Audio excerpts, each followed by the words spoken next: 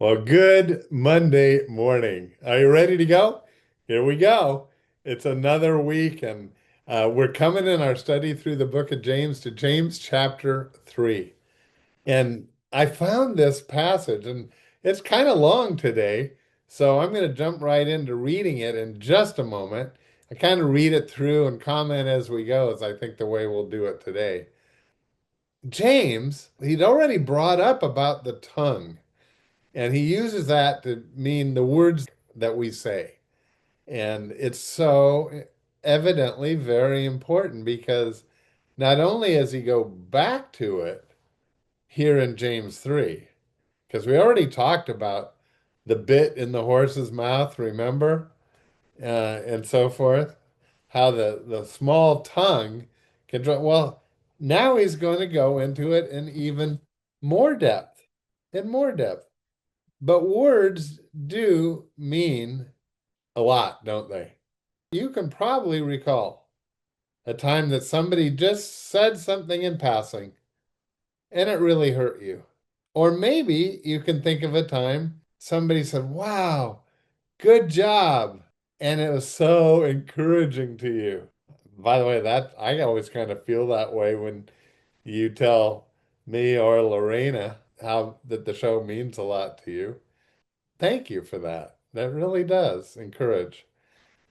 I remember, on the other hand, though, when I was growing up, my mom, and I think she meant good by it, and I'll tell you why in a moment, but she said, "Oh, Rick, you're just not good at sports." And guess what? I believed her, and I therefore was not good at sports. I didn't even try, I gotta say, till I got into high school. And I kind of became more independent in high school, and I fell into a group that was into sports, and I found out, guess what? I was pretty good. And I did become a 2-year varsity letterman in swimming, actually. Uh, but all those years, and I thought later, I think she said that trying to get me to be more academic and not spend so much time in sports. I think that. But it did mean I thought I wasn't good. We have to be careful. James chapter 3, verse 1. And this is an interesting paragraph starting off. Not many of you should presume to be teachers, my brothers, because you know that we who teach will be judged more harshly. We all stumble in many ways, and if anyone is never at fault in what he says, then he's a perfect man, able to keep the whole body in check. It starts with a warning to teachers, doesn't it? Why? Teachers carry authority, and students listen. So maybe more so. So I'm always careful on even on this show because in this way I'm kind of in the form of a teacher. And so I try to not teach on subjects that are that I mean, I can't help but teach on some subjects that are harder than others for me.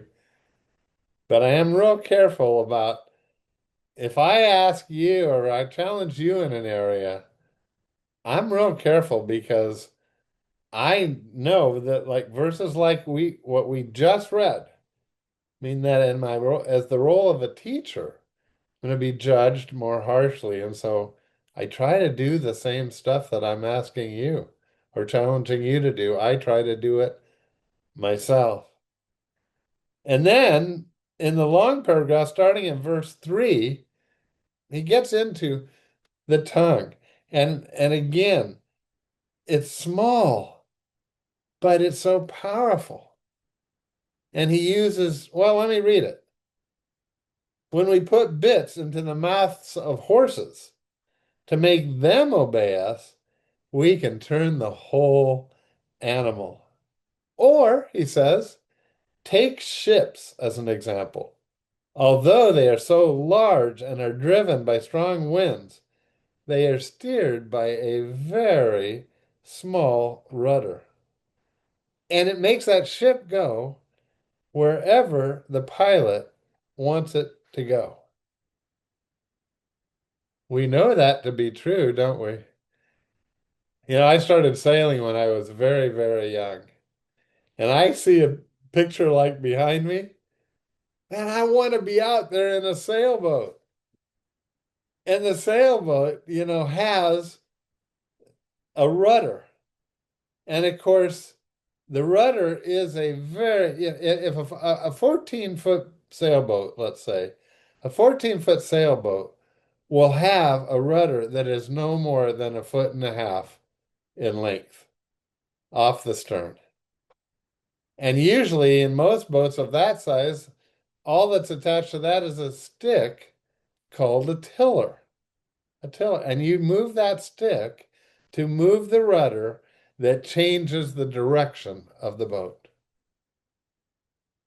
So James could have just talked about a tiller, but he talks about the rudder. And then he says, likewise, the tongue is a small part of the body, but it makes great boasts.